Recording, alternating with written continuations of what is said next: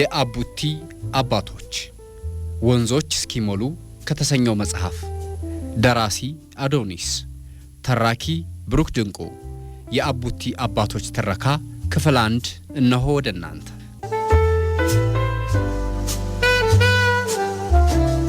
የጌቱ ዶዮ የደፈረሱ አይኖች ከፊት ለፊቱ ተፍተፍ በሚሉት ሽማግሌ ላይ እንደተሰኩ ናቸው።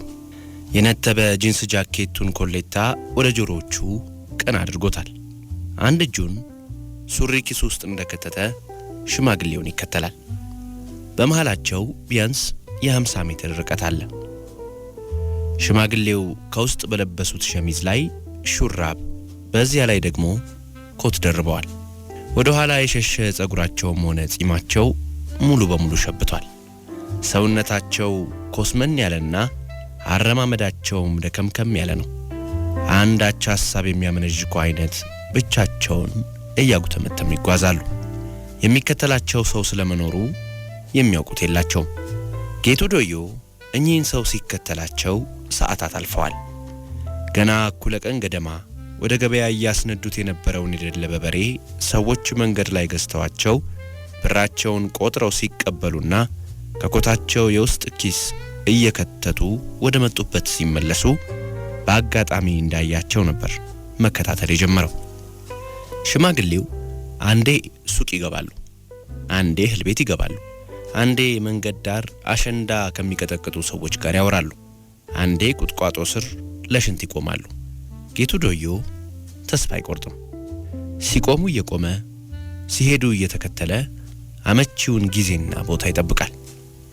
ሽማግሌው ለመጀመሪያ ጊዜ አስፓልት ለቀው ወደ ኮረኮንች መንገድ ገቡ። ጌቱ ዶዮ ወደ ጉዳዩ የሚገባበት ሰዓት መቃረቧን ተስፋ አደረገ። በጣም ረጅም መንገድ የተከተላቸው እኚህ ሰው ያን ሁሉ ብር በኪሳቸው ይዘው ለምን ታክሲ ወይም አውቶቡስ ለመያዝ እንዳልፈለጉ እያሰበና እየተገረመ አንድ አራት ቅያስ እንዳለፉ ድንገት ቆም አሉና ጥቂት ካመነቱ በኋላ ወደ መጡበት አቅጣጫ መመለስ ጀመሩ። ግራ የተጋባው ዶዮ ሰውየው ልብ እንዳይሉት ጥንቃቄ እያደረገ በጀመረው አቅጣጫ መንገዱን ቀጠለ። ከሽማግሌው ጋር ተላለፉ። ጥቂት ራቅ እንዳለ ዘወር ሲል ሽማግሌው አልፈውት ከመጡት መስቀለኛ መንገድ ጥግ ካለ አነስተኛ የወንዶች ጸጉር ቤት ሲገቡ አያቸው። ትግስቱ እየተፈታተነው ጥቂት አለፍ ብሎ ከሚገኝ የመንደር ሱቅ ሲጋራ ገዛና አቀጣጠለ። ሽማግሌው ከጸጉር ቤት ሲወጡ በዚሁ አቅጣጫ እንደሚመጡ በመገመት እይታው እስኪፈቅድለት ድረስ ርቆ ከአንድ ጥላ ስር አረፍ አለ። ጀንበር ማቆልቆል ጀምራለች። ጌቱ ዶዮ ከ5 ዓመት በፊት የጎዳና ሕይወት ካገናኛቸው 5 ጓደኛሞች አንዱ ነው። የተቀሩት ሰለሞን ኮኩ፣ ጆኒ ቁልፉ፣ ሳሚ መለኛውና ሉላ ፍሪኪ በመባል ይታወቃሉ። 5ቱም አዲስ አበባ ተወልደው ያደጉ ሲሆኑ ወደ ጎዳና ለመውጣት የተገደዱበት የየራሳቸው ታሪክ አላቸው። ሰለሞን ኮኩ ችግር በነገሰበት ቤተሰብ ያደገ ወጣት ነው። አናጺ አባቱ ወዲም ወዲያም ብሎ የሚያገኛትን ጆርናታ ካቲካላ ሲያንቃርርባት እያመሸ ውድቅት ላይ ወደ ቤቱ ገብቶ ሰለሞን ኮኩንና እናትየውን ሲደበድብ የሚያድር ዳንዴ ነው ይባላል። ኮኩ የአባቱን ጭቆና ሽሽት የሁለተኛ ደረጃ ትምህርቱን በግማሹ ላይ ለማቋረጥና ቤቱን ትቶ ጎዳና ለመውጣት ተገደደ። አንድ ሁለት እያለ የተለያዩ ሱሶችን ባለቤት ሆነ። እነኚህኑ የሚያረካበት ገንዘብ ለማግኘት ማንኛውንም ጥፋት ከመስራት ወደ ኋላ አይልም። ሱቅ ተልከው ከሚሄዱ ሕፃናት ላይ ገንዘብ ይነጥቃል። በየቤቱ አጥር ላይ የተንጠለጠሉ አምፖሎች እያወለቀ ይሸጣል። ከቆሙ መኪኖች ላይ ዕቃ ይፈታል። ከሰከሩ አዛውንቶች ላይ ልብስ እየገፈፈ ይሸጣል። አንድ ቀን ሁሉም ነገር አልሳካ ብሎት እየተንቀዋለለ ሳለ ከአንድ ግቢ አጥር ስር አንዲት ዶሮ ስትጭር አየ። ከጉሊት አሹቅ ገዛና በመርፌ እየበሳ በረጅም ክር ጫፍ ላይ እንደ ዶቃ ደርድሮ ሲያበቃ ወደ ዶሮይቱ ተመለሰ። አንደኛውን ጫፍ እንደያዘ ራቅ ብሎ ቆመና አሹቁን ጣለላት። 1-2 ፍሬ እንደዋጠች በክሩ ጎትቶ ያዛት። ሸጧት ባገኘው ገንዘብ ውሎውን አሳመረ። ከዚያ ወዲህ በየሰፈሩ እየዞረ ዶሮ ማደን ስራው አደረገው። ይህንኑ ያወቁበት የሰፈሩ ወጣቶች ሰለሞን ኩኩ እያሉ ይጠሩት ጀመር። ውሎ ሲያድር ዋናው ስሙ ተረሳና ኩኩ ተብሎ ቀረ። ጆኒ ቁልፉ ወይም ዮሐንስ ከሀብታም ቤተሰብ የወጣ ነው። ገና በልጅነቱ ነው ከገንዘብ ጋር የተዋወቀው። በቋሚነት ከሚመደብለት የኪስ ገንዘብ ሌላ ያሻውን ቢጠይቅ አይከለከልም። ሌላው ቀርቶ ገንዘቡን ለምን እንደፈለገው እንኳን የሚጠይቀው የለም። ወላጆቹም ሆኑ ታላላቅ እህትና ወንድሞቹ በየራሳቸው ዓለም የተጠመዱ እንደመሆናቸው የጆኒን ሁኔታ ለመከታተል ጊዜውም ሆነ ፍላጎቱ ያላቸው አይደሉም። ጆኒ ያለማንም ሃይባይ እንዳሻው መፎለል ጀመረ። ውሎው በእድሜ ከሚበልጡትና ቀደም ብለው በተለያዩ ሱሶች ከተተበተቡ ጎረምሶች ጋር ሆነ። በአጭር ጊዜ ውስጥ የበርካታ ሱሶች ማደሪያም ለመሆን በቃ። ቤተሰቦቹ የኋላ ኋላ የጆኒን ሁኔታ ደረሱበትና የኪስ ገንዘቡን ሳይቀር አቋረጡበት። ጆኒ የሚያስፈልገውን ገንዘብ ለማግኘት የራሱን መንገድ ቀየሰ። የቤቱን ዕቃ በድብቅ እያወጣ መቸብቸብ ጀመረ። በዚሁ የተማረሩ ቤተሰቦቹ ሁሉን ነገር ለመቆላለፍ ተገደዱ። ጆኒ ሳይወድ በግድ የቁልፍ ኤክስፐርት ሆነ። የተለያዩ ነገሮችን በመጠቀም ማንኛውንም አይነት ቁልፍ በመክፈት ጥበብ ተካነ። ወላጆቹም ሆኑ እህት ወንድሞቹ በጆኒ ቀበኛነት እጅግ ከመማረራቸው የተነሳ ሙሉ በሙሉ አድመውበት ፊት ነሱት። ጨርሶ እንደ ባዳ እንደሚያዩትና ከዚህም አልፈው እንደሚያፍሩበት የተረዳው ጆኒ መላ ቤተሰቡን ክፉኛ ተቀየመ። ተወልዶ ያደገበት ቤት እያስጠላው መጣ። ቁልፎች ላይ የሚያደርገው ምርምር ግን የልክፍት ያህል ተጸናውቶት ቀረ። ምንም አይነት ቁልፍ አላስጥል ያላቸው ቤተሰቦቹ አማራጭ ቢያጡ ከሰርቪስ ክፍሎች አንዱን ሰጡትና ወደ ትልቁ ቤት ዝር እንዳይል አደረጉት። እዚያች ክፍል ውስጥ ከቁልፎች ጋር ሲታገል ይመሻል፣ ይነጋል። በየሄደበት የሚያገኘውን የቁልፍ ጋንም ሆነ መፍቻ በጭራሽ አያልፍም። በካርቶን ለይቶ የኮለኮላቸውን አሮጌ ቁልፎች እየሰበረና እየፈታ ውስጣቸውን መመርመር ሕይወቱ ሆነ። ትምህርት ቤትም እንደው ለወጉ ይሄድ እንጂ ክፍል ውስጥ አስተማሪዎቹ የሚያወሩትን መስማት ተወ። መምህራኑ ሁሉ ለምን ስለማይታዩና ስለማይጨበጡ ነገሮች እያወሩ እንደሚጨነቁና ተማሪዎቻቸውን እንደሚያስጨንቁ ይገርመዋል።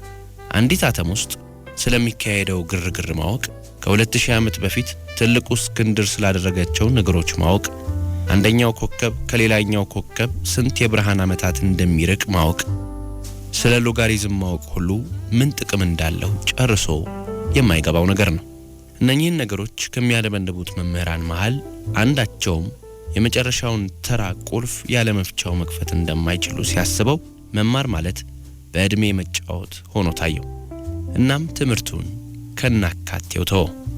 ቤተሰቦቹ ጭራሹኑ ዓይንህን ላፈር አሉት። ቁልፍ ጉርጎራውን እየኮነኑ መቆሚያ መቀመጫ ሳጡት። ቤቱን ትቶላቸው በየጓደኞቹ ቤት ማደር ጀመረ። በቁልፎች ላይ መጠበቡን አጠናክሮ ቀጠለ።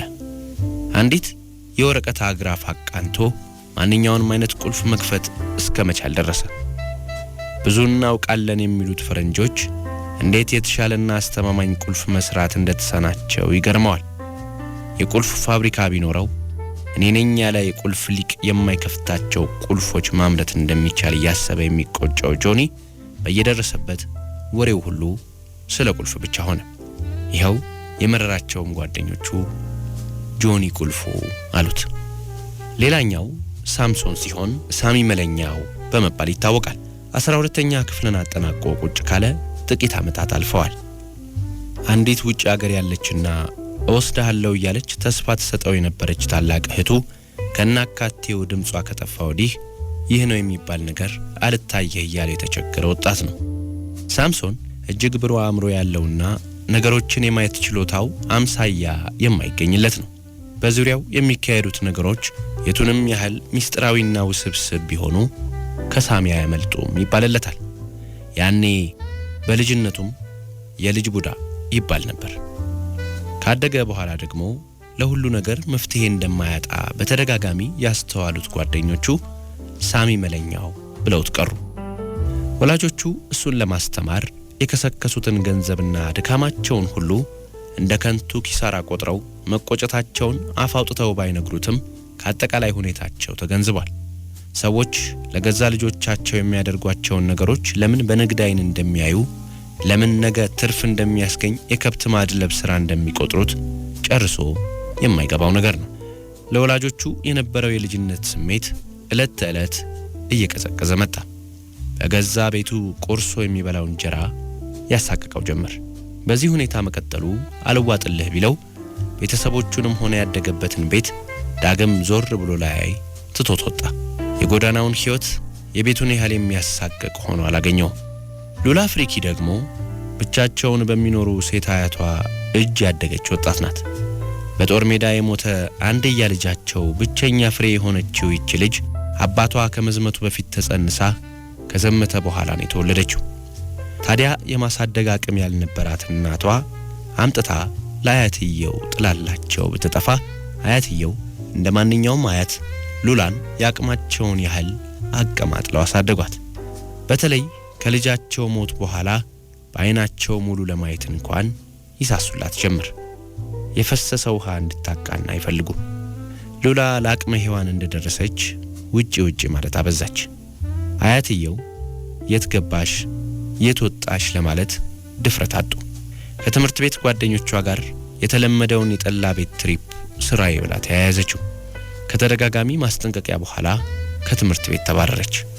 ጭራሹኑ የለየላት አለሌ የሰፈሩ አንድ ቁጥር ፍሪክ ሆነች።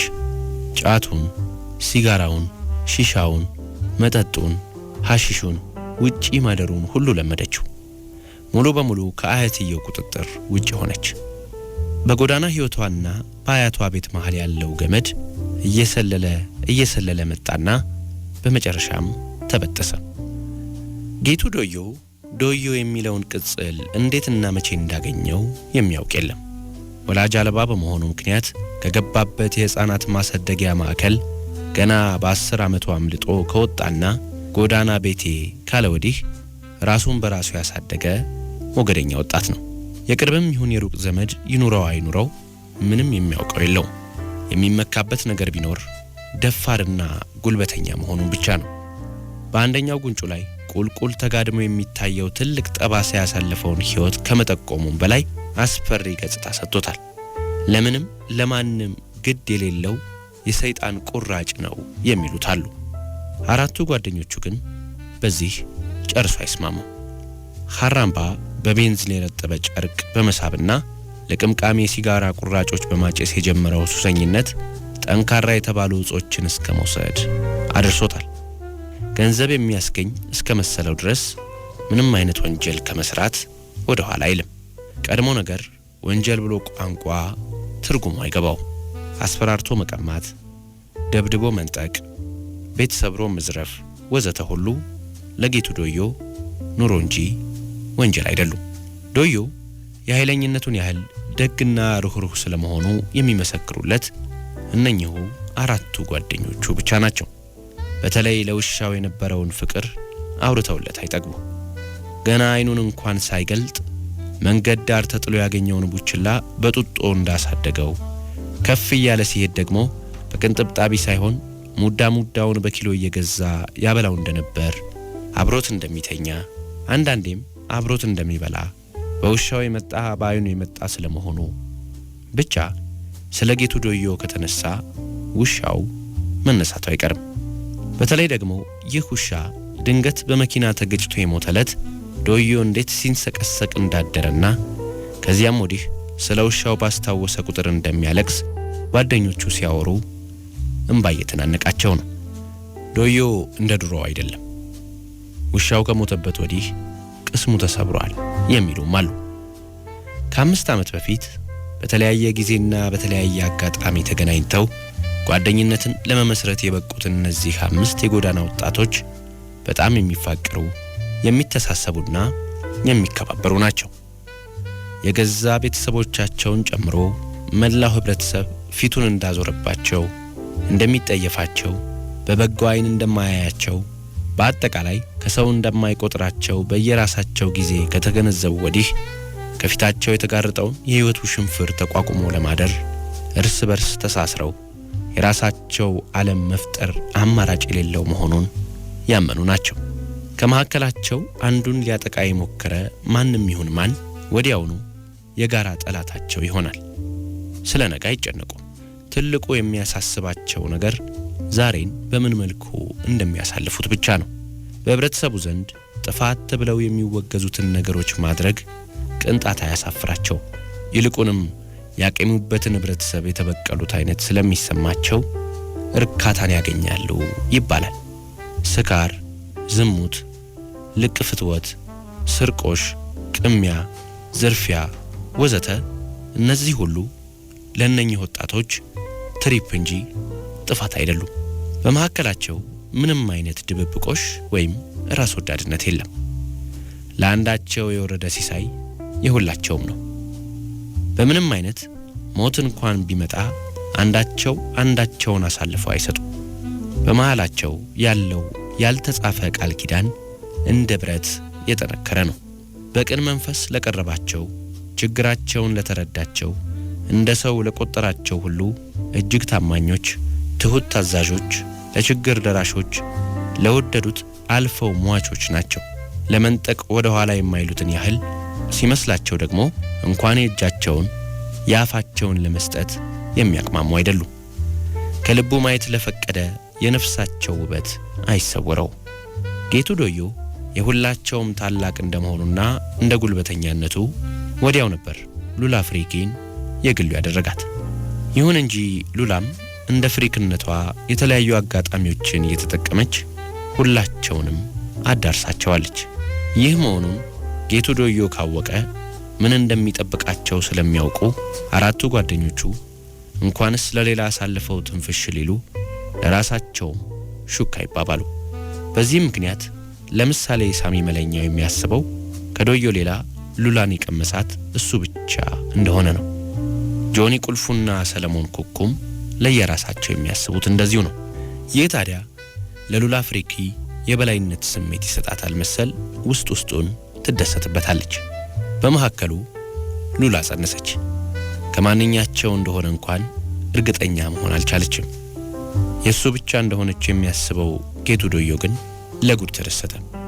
ሉላ ጆኒ ቁልፉን ብቻውን ስታገኘው የጸነሰችው ከሱ እንጂ ከጌቱ ዶዮ እንዳልሆነ ሹክ አለችው። ለሳሚ መለኛውና ለሰለሞን ኩኩም እንደዚያው አደረገች። ልጁ የኔ ነው በሚል ውስጥ ውስጡን እየተፍነከነኩ ያሉት አራቱም ወጣቶች በየፊናቸው ሉላን መንከባከብ ጀመሩ። ጌቱ ዶዮ በግልጽ፣ የተቀሩት በሚስጥር። ሉላ ፍሪኪ ድሎት በድሎት ሆነች። ጌቱ ዶዮ የተከራያትንና አምስታቸውም በጋራ የሚኖሩባትን ደሰስ ያለች የመንደር ውስጥ ቤት አራቱም ወንዶች በየበኩላቸው ለማስጌጥ መከራቸውን አዩ። በተረፈ እድሜ ለሳሚ መለኛው። ገንዘብ የሚያገኙበት መላ አጥተው አያውቁ። እንደ በፊቱ የተገኘውን ሁሉ ውድምድም ከማድረጋቸው በፊት ለሉላ የሚያስፈልጓትን ነገሮች ማሟላት የአራታቸውም ትኩረት ሆነ። ጊዜዋ ደረሰና ሉላ ወንድ ልጅ ተገላገለች። አራቱ አባቶች በልጁ ስም ላይ ሲወዛገቡ ከቆዩ በኋላ አቡቲ በሚለው ጊዜያዊ ስም ተስማሙ። ሙሉ ትኩረታቸው ከሉላ ወደ አቡቲ ዞረ። ጌቱ ዶዮ ለልጄ እያለ ወደ ቤቱ የማያግበሰብሰው ሸቀጥ የለም። የተቀሩትም ለዶዮ ልጅ እያሉ እንደዚያው ያደርጋሉ። አቡቲ ከማንኛውም የሀብታም ልጅ ባልተናነሰ ድሎት ማደግ ጀመረ። አራቱ አባቶች ተራ እየተሻሙ በየሄዱበት ሁሉ ይዘውት የሚዞሩት አቡቲ የአካባቢው ታዋቂና ተወዳጅ ሕፃን ሆነ። አንድ ምሽት ያው እንደ ወትሮው ሳሚ መለኛው አጥንቶ በቀየሰላቸው መሰረት አራቱ የአቡቲ አባቶች አንድ የእርዳታ ድርጅት ቢሮ ለመዝረፍ ተሰማሩ። ከስፍራው እንደደረሱ ጆኒ ቁልፉ የግቢውን በር በሚደንቅ ቅልጥፍና ከፈተላቸው። ጌቱ ዶዮ ዘው ብሎ ገባና ዘበኛውን አፈነው። ሰለሞን ኩኩ የዘበኛውን መሳሪያ ብድግ አደረገ። ሳሚ መለኛው ጆኒ ቁልፉን እያካለበ ከወዲያኛው አጥር ጥግ ወደሚገኘው የቢሮው ህንጻ መራው። ጆኒ የቢሮውን ቁልፍ የሸሚዝ ቁልፍ የመፍታት ያህል እንኳን ሳይቸግር ከፈተው። እንደገቡ ሳሚ መለኛው የጆኒን እጅ ይዞ ካዝናው ወዳለበት ወሰደው። ጆኒ የተለያዩ ቁሳቁሶች ከኪሱ እያወጣ ጎርጎራውን ጀመረ። ጥቂት ደቂቃዎች እንደታገለና ካዝናው ወከክ ብሎ እንደተከፈተለት ግቢው በር አጠገብ የተሰቀለው የአደጋ ጊዜ ማንቂያ ደውል እሪታውን አቀለጠው። ጆኒና ሳሚ በድንጋጤ ተደነባበሩ።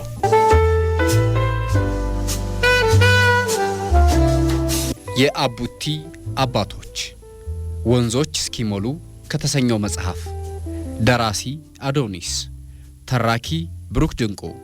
የአቡቲ አባቶች